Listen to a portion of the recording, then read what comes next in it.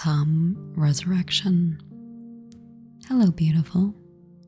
If you can read this, please listen to my confession. You probably don't know me, but I've known you for a very long time. And I don't know if I should say this yet, but I love you. I do. I love you. I do. I really do. I love you so much that I built your entire world for you, so you may live on and on and on. I built it after I met you. You were so beautiful lying there, with your dreamy eyes tenderly shut, your near translucent skin, which seemed to be growing paler and paler by the second. The way your limbs were twisted, delicately mangled at the joint to form such a unearthly vision of vulnerability. Oh, that must have been such a long fall.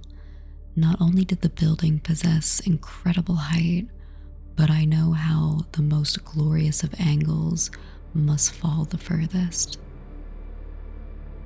Oh, my angel, my contorted angel on the pavement. Your soft flesh has been scraped away in just the right places, revealing your inner body's artistic formation. No one could ever appreciate such a sight but I. No one could ever admire the curvature of your neck, bent a perfect 90 degrees to the right and twisted around twice, and only twice. As soon as I saw you there, I just had to reach out and touch you. I shivered in anticipation as I traced my fingers down your body, right to where it was already beginning to split. It stunned me with excitement, making me wonder at every second whether you'd burst apart. And I carried you. I was ever so careful, making sure I didn't damage what was left of your body. Some fragments of your skull fell out on the way, but I was quick to push them back in. Don't worry, you were still in one piece when I brought you home. I brought you to lay on my bed, shattered arms crossed over your chest. You looked just like the pretty corpses in old fairy tales. Even more so when I dressed you in my mother's wedding gown. I took out my spell book, ready to resurrect you. But no, the time wasn't right. I was afraid I would frighten you away. So I created your afterlife, one just like the world you knew. Then I could keep loving you and your wounds, for what could be eternity. But I think you're ready to be revived now, to gaze upon the blackened eyes of me, your savior from below.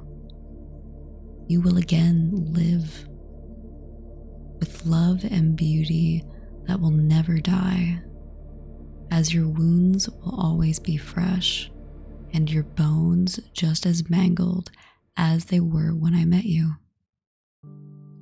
You'll be able to feel my touch for the first time, our fluids mingling together, your cold blood. Don't worry, my love. I'll be just as gentle as I've always been. Friends. I don't remember much about my childhood. Like most people, those memories are always vague, and eventually you realize whatever you remember is probably just a reconstructed memory.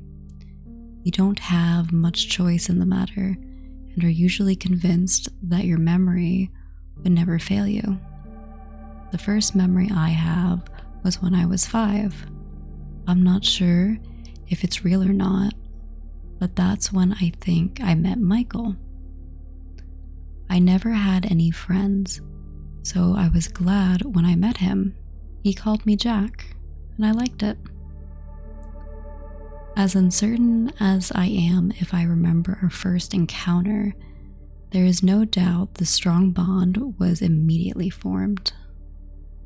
I won't bore you with the details of what we did every day for the past few years, but I will outline some of the things we did together to assure even the most skeptical among the readers of our friendship. Michael, being a slightly effeminate child, didn't have many friends at school either. He was bullied, and the highlight of his day was coming home and sharing a cup of tea with me, all the while telling me of his woes and lessening his burdens. The tea, unlike my words of consolation, was make-believe. Another one of his favorite activities was cutting my hair. He would style it in all sorts of ways, and I enjoyed each one of them. Fortunately for him, my hair grew mysteriously fast, and he often got the chance to restyle it. There was one thing that constantly strained our friendship, though. Don't get me wrong, Michael and I had absolutely no hard feelings towards each other. It was his parents. I don't think they approved of me, and I couldn't tell you why even if I tried. It wasn't just disapproval, I began to think they hated me. The longer our friendship lasted, the worse it got. It pains me to even think about it, so I won't dwell on this for long. As quickly as our relationship had initially flourished, it began to diminish after 2 years. Michael grew to become a stocky football player, and I remained exactly the same as before, scrawny and completely incapable of competing athletically. He made new friends and started to ignore me.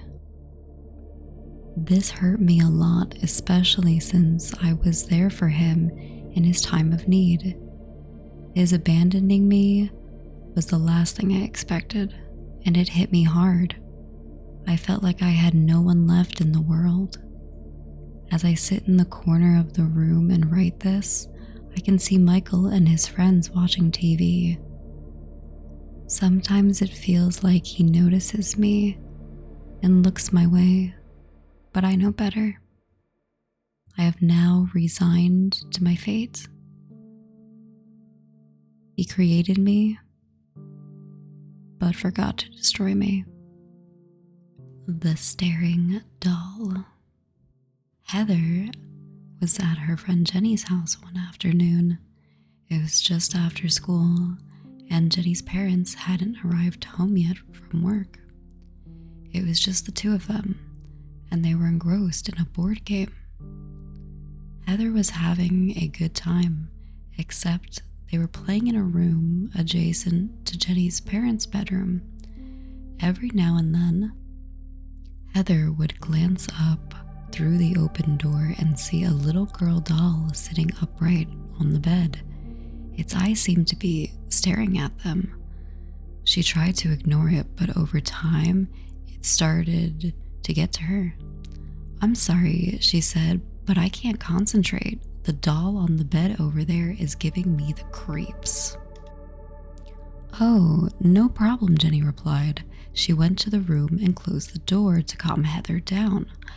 Then the two friends resumed their game. It hadn't been long, however, before Heather glanced up again. The door was open once more, and the doll again seemed to be staring at them.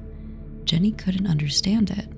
She could swear that there was nobody else home, and that there was no way the door could have opened without the knob being turned. Shrugging, she went up to the bedroom and closed the door, this time making sure it clicked shut. But again and again, they would check the door to find it wide open. Heather was starting to get very scared. Finally, Jenny had enough. She went into the bedroom, grabbed the doll, and threw it into the closet, slamming it shut. She then slammed the bedroom door behind her, and they resumed their game. For a while, things seemed to be going well, but then Heather glanced up one last time, and all of a sudden, she stood up and said goodbye and ran as fast as she could. This time, when Jenny looked up, she saw the bedroom door was slightly ajar, with a chair propped up behind it, and sitting on the chair, peeking through the opening at them, was the doll.